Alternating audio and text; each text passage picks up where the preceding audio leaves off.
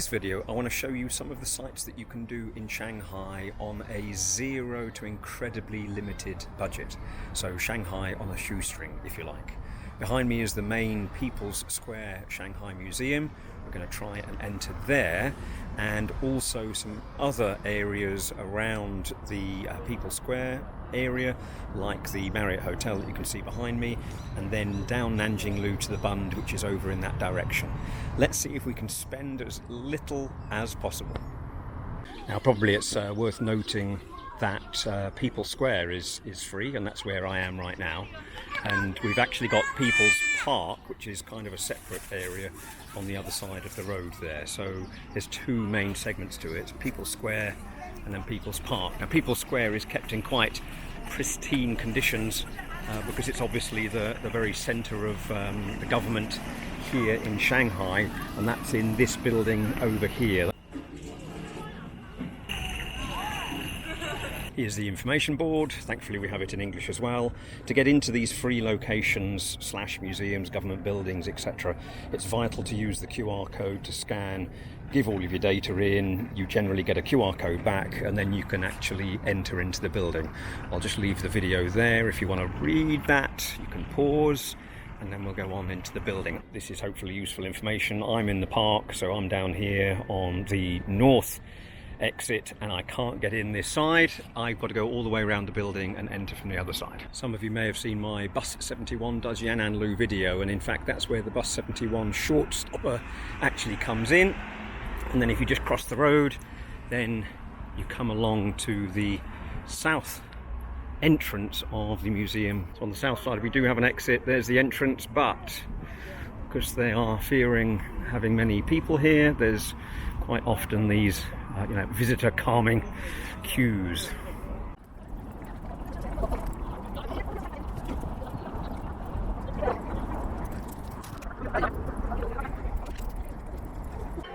So as you would expect, there's the usual security measures just behind me, and we're in, and we got in for free. Hassle factor probably about 2 or 3 out of 10, not difficult at all, just had to scan the QR code. And then what we have here is this main hallway as part of the museum, and we've got many different exhibitions, and we have a special on at the moment which I think I have to scan for separately, which is this masterpieces from the National Gallery in London, Botticelli to Van Gogh. It might actually be worth getting into that one.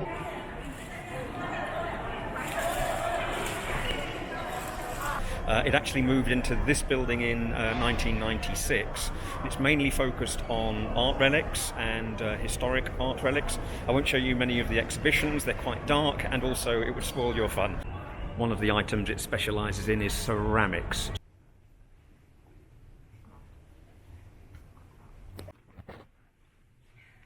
The Chinese very much like to have seals for approving official documents, or sometimes called chops.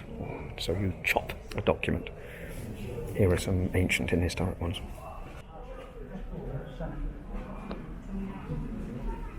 So up on the top floor is one of the most interesting galleries, which shows the traditional dress for all the various Chinese ethnicities.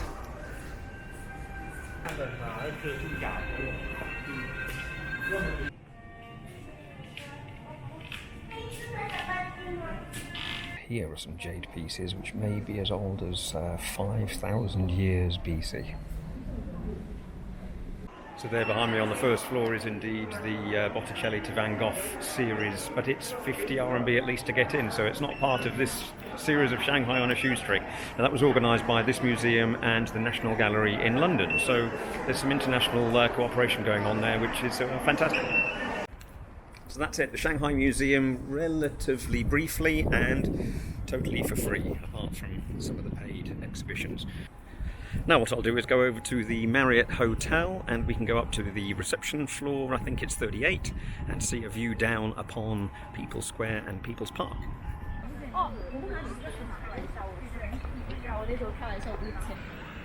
So here's our next location. It is the JW Marriott Hotel on Tomorrow Square, which is on the edge of People's Square. Let's go to the lobby floor.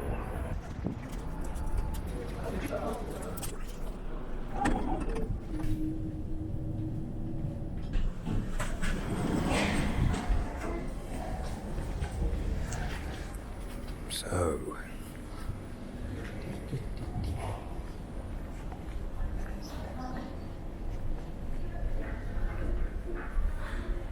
here we have the view out of the window. We've got the racecourse building here and stables, and this is Barbarossa and the Crab Restaurant, the Museum of Contemporary Art. Then we've got Nanjing Lu going around here. We've got the cinema, Art Deco there. We've got the Park Hotel, which we'll visit later, and then up over here is the entrance to Nanjing Lu Walking Street and the Urban Planning Hall. We have a church over here and the main governmental building just there, and then in the distance we can see the super tools, which are all the way over in Lujia's Way, the other side of the river.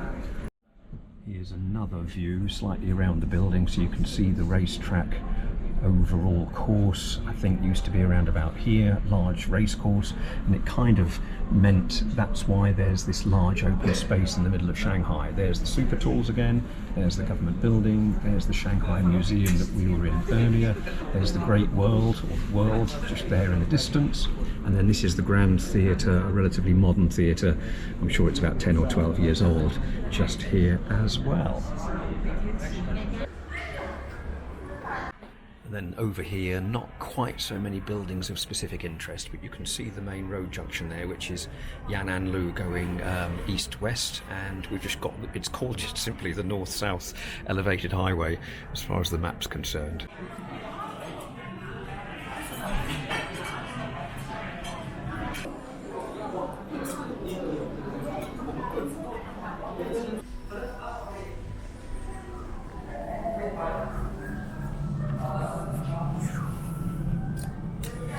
So there's the Marriott Hotel behind me, and then literally just across the road is the next location we're going to try for free, and that's this building here. It used to be the Shanghai Racetrack headquarters and stables, etc., and it's now the Shanghai History Museum and the Shanghai Revolution Museum, and it used to be an art museum up until 6 or so years ago, and then it changed into this history museum something like 2-3 years ago, something like that. Okay, let's have a look inside, see how easy it is and whether it's free. So this is the entrance area downstairs on the first floor. It's empty at the moment because it's really for special exhibitions, of which there are none. I think we're on floor 1. So this is the Shanghai History Museum and the Shanghai Revolution Museum. We've got 5 floors, and it's free to get in, but you just need to give them your details. And one of the things that I find quite interesting is that you still have these horsehead motifs in the balustrading of the stairs, which is quite interesting. And there are these various halls. We have ancient Shanghai over there, and then it moves into still some ancient Shanghai.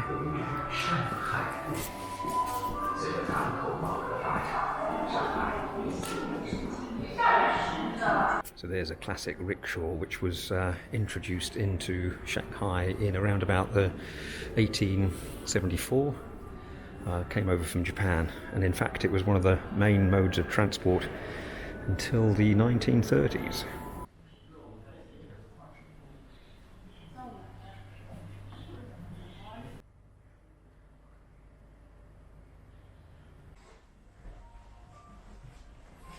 One of the interesting things about this history museum is that you can indeed get out onto the roof. And that means a view of People's Square from a bit of a lower level than the Marriott, but it's still an impressive place to be able to get at least some view. So there's the Marriott Hotel with the sun behind it. There's the clock tower on the horse racing stables, and then there's People's Park. And what you need to imagine is the horses coming down around this bend and then straight in front of the building here. So there is indeed still a restaurant up here, so roof 325, but it looks like they've got a private event on. Here we have the building when it was being used as the grandstand area as well, which is no longer available, like I said. And that's the exit. So I don't know what's in this, the west building. There's some shops the other side. I guess it was part of the old complex. That was the free to enter Shanghai History Museum. Across the street is the Park Hotel. So what we will do is go into the lobby there. I can show you where it is. It's the dark building just in the background there, and you just walk along the pavement here to get to it. This building just here on the other side of the road is the Grand Theatre. It is a Laszlo Hudek Art Deco construction. Here you can see that entrance area that I was referring to in this quite lavish style. There's a few more details inside the Grand Theatre here. And here's upstairs. So this helps me out a little bit. It's the Grand Theatre's 90th anniversary. So there's the Marriott Hotel. To link this into the metro network, just to point out that that's People's Square exit 8, and then over here we have People's Square exit 9. They're probably the two easiest exits to head for if you wanted to come over to the Marriott or the Park Hotel, etc. So as I mentioned, from the Marriott Hotel, that's the Park Hotel, tallest building in Shanghai up until 1982, I think. I think it's 14 stories. When it was first built, apparently people would come to the entrance and look up at the immensely tall structure and fall over backwards because they were just so absolutely flabbergasted at the height of the building. If we go inside, so yes, I was right, 14 floors. So you can see they've got the lobby decorated in the original Art Deco style. I'll just show you around the lobby briefly. They do afternoon teas here. I think there's a lobby bar. You can see there's the tea that's quite popular. There's the bar there. And what they have on this mezzanine level is kind of a museum. There's some kind of filming going on by the looks of it, so I'll just avoid these guys. Floor plans and about the construction of the building. One of the other things that Hudek designed was Normandy Apartments and the American Club. There's the afternoon tea.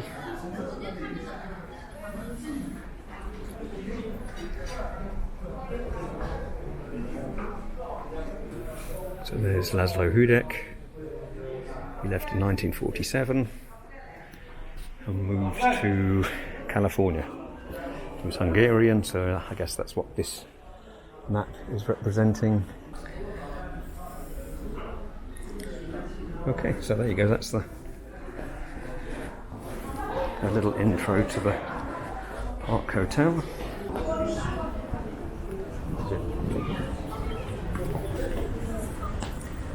And then out onto the streets. And I think in the past a lot of people would go out onto the streets and then either go horse racing just over there, or they'd go over to the Grand World over on the opposite corner of the racetrack and enjoy their evening's activities. So there's the Park Hotel, there's People's Park just up there. You can see hopefully a massive queue of people coming down the side of the building, and they're all going to the Park Hotel Delhi, China time-honoured brand. Look at that, absolutely masses of people queuing up for what looks like bread and cake. What's really interesting is if you do come down past the side of the Park Hotel, it kind of goes into quite an old town area, or at least it has an old town feel quite immediately. There used to be quite a famous dumpling restaurant down here. I think it was mentioned in Lonely Planet even, and I'm going to see if that still exists. But hopefully you can see there's this kind of old town appeal, just literally 100 meters away from People's Square. This used to be Yang's. It's changed its name. It's not the same as it was. I think it's now called Jialo or Jiajia. It's changed its name. Not as popular as it was. Everybody seems to be down over there at that deli. So here's the north section, which is People's Park. You can see it's much less formal than People's Square and much more popular because of it. We have the blossom coming out at the moment, or sakura, as the Japanese would call it.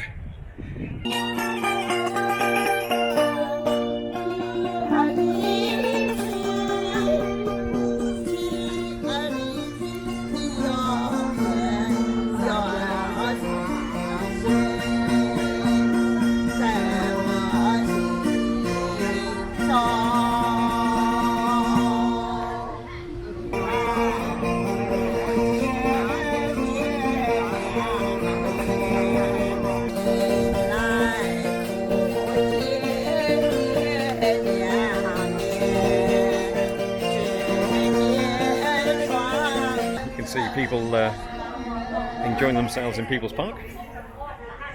It's not the weekend at the moment, which is a shame, because at the weekend around here is what basically is a parents' dating session. So I thought the People's Park dating scene was interesting enough to actually come back and show you. So I'll just turn the camera around and just pan around so you can see it's a lot busier now. And what we've got here is generally parents with these information boards. I'll just look at some, but I don't want to be too focused.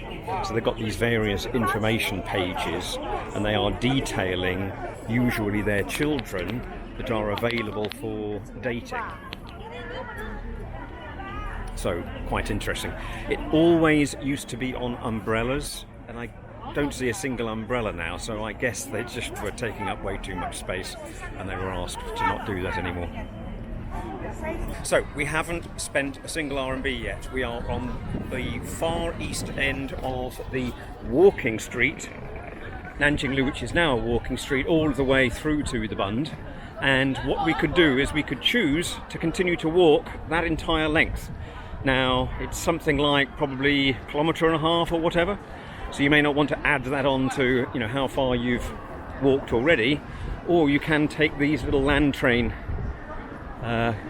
cars, and I don't know how much they are, but I think we're about to find out. And there we have our answer. Okay, so it's 10 RMB. I think when I was first here it was something like 2 or 3, but that's inflation for you.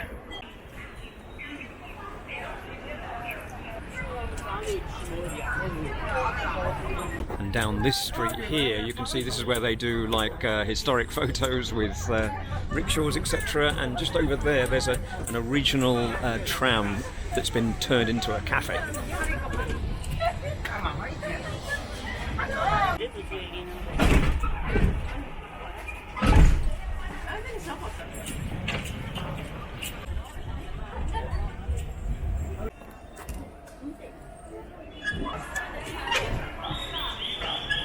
Doesn't go all the way to the Bund, and it doesn't really get you here that much quicker than walking, but it's one way to do it. So that's episode 1 of Shanghai on a Shoestring, which actually cost, I hope you can hear me over this wind, which cost us nothing in People's Square and People's Park to do the various places that I visited, and it cost only 10 RMB, or about $1.30, £1.10, to take us down Nanjinglu pedestrian street, and we'll go on to the Bund for episode 2 of Shanghai on a Shoestring, probably. Anyway, I hope you enjoyed that, and I'll see you on the next one. Bye bye.